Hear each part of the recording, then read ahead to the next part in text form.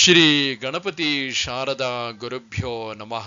ಶ್ರೋತೃಗಳಿಗೆ ಅವಧೂತ ಗೀತೆಯ 5ನೇ ಅಧ್ಯಾಯದ ಶ್ಲೋಕ ಗಾಯನಕ್ಕೆ ಸ್ವಾಗತ.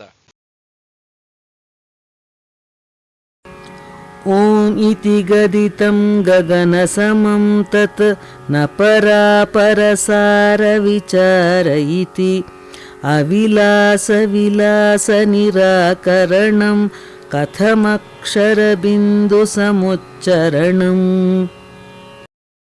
ಇತಿ ತತ್ವಮಸಿ ಪ್ರಭೃತಿ ಶ್ರುತಿಭಿ ಪ್ರತಿಪಾದಿತಮಾತ್ಮನಿ ತತ್ವಮಸಿ ತ್ವಮುಪಾಧಿ ವಿವರ್ಜಿತ ಸರ್ವಸಮಂ ಕಿಮು ರೋದಿಷಿ ಮಾನಸಿ ಸರ್ವಸಮಂ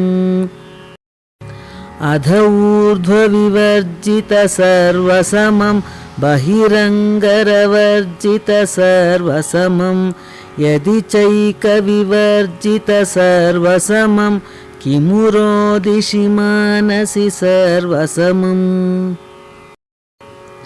ನಹಿ ಕಲ್ಪಿತ ಕಲ್ಪ ವಿಚಾರ ಇತಿ ನಹಿ ಕಾರಣ ಕಾರ್ಯ ವಿಚಾರ ಇತಿ ಪದಸಂಧಿ ವಿವರ್ಜಿತ ಸರ್ವಸಮಂ ಕಿಮು ರೋದಿಷಿ ಮಾನಸಿ ಸರ್ವಸಮಂ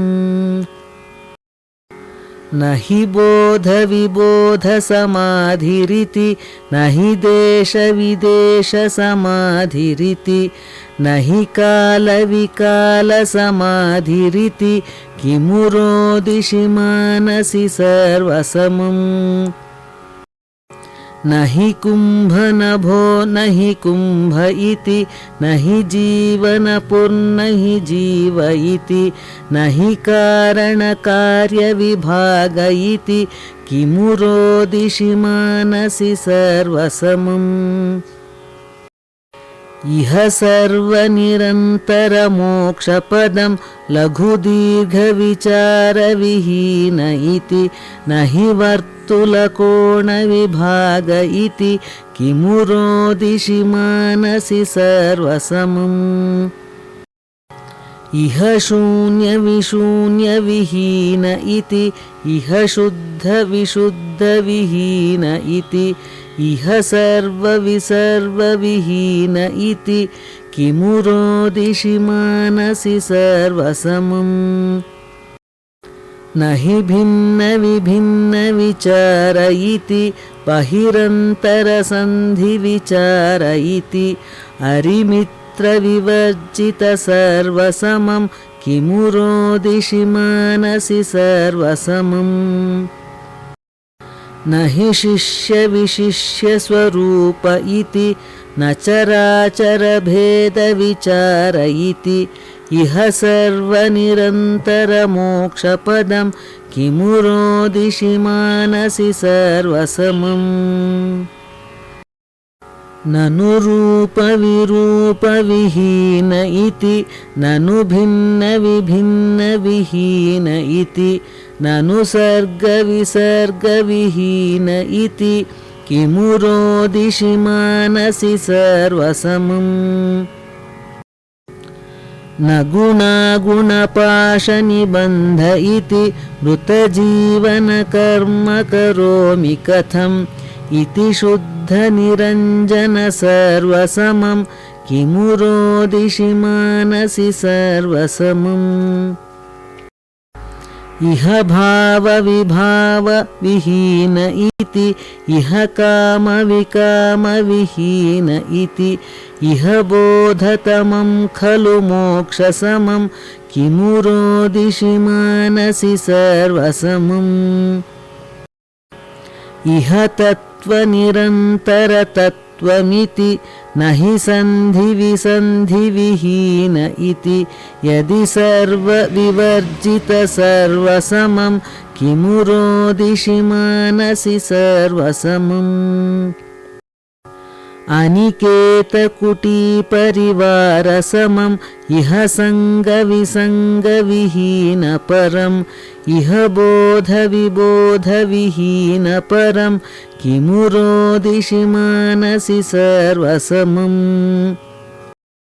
ಅವಿಕಾರ ವಿಕಾರಮಸತ್ಯ सत्यमिति अविलक्षविलक्षमसत्यमिति यदि केवलमात्मनि सत्यमिति किमु रोदिषि मानसि सर्वसमम्। इह सर्वसमं खलु जीव इति इह सर्वनिरन्तरजीव इति इह केवलनिश्चलजीव इति किमु रोदिषि मानसि सर्वसमम्। अविवेकविवेकमबोध इति अविकल्पविकल्पमबोध इति यदि चैकनिरन्तरबोध इति किमु रोदिषि मानसि सर्वसमम्। न हि मोक्षपदं न हि बन्धपदं न हि पुण्यपदं न हि पापपदं न हि पूर्णपदं न हि रिक्तपदं किमु रोदिषि मानसि सर्वसमम्। यदि वर्णविवर्णविहीनसमं यदि कारणकार्यविहीनसमं यदि भेदविभेदविहीनसमं किमु रोदिषि मानसि सर्वसमम्। इह सर्वनिरन्तरसर्वचिते इह केवलनिश्चलसर्वचिते द्विपदादिविवर्जितसर्वचिते किमु रोदिषि मानसि सर्वसमम्। अतिसर्वनिरन्तरसर्वगतम् अतिनिर्मलनिश्चलसर्वगतं दिनरात्रिविवर्जितसर्वगतं किमु रोदिषि मानसि सर्वसमम्।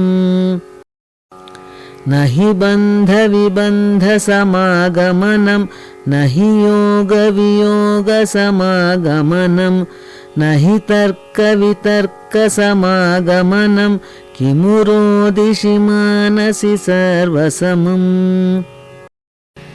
इह कालविकालनिराकरणम् अणुमात्रकृशानुनिराकरणं न हि केवलसत्यनिराकरणं किमु रोदिषि मानसि सर्वसमम्। इह देहविदेहविहीन इति ननु स्वप्नसुषुप्तिविहीनपरम् अभिधानविधानविहीनपरं किमु रोदिषि मानसि सर्वसमम्। गगनोपमशुद्धविशालसमम् अतिसर्वविवर्जितसर्वसमं गतसारविसारविकारसमं किमु रोदिषि मानसि सर्वसमम्।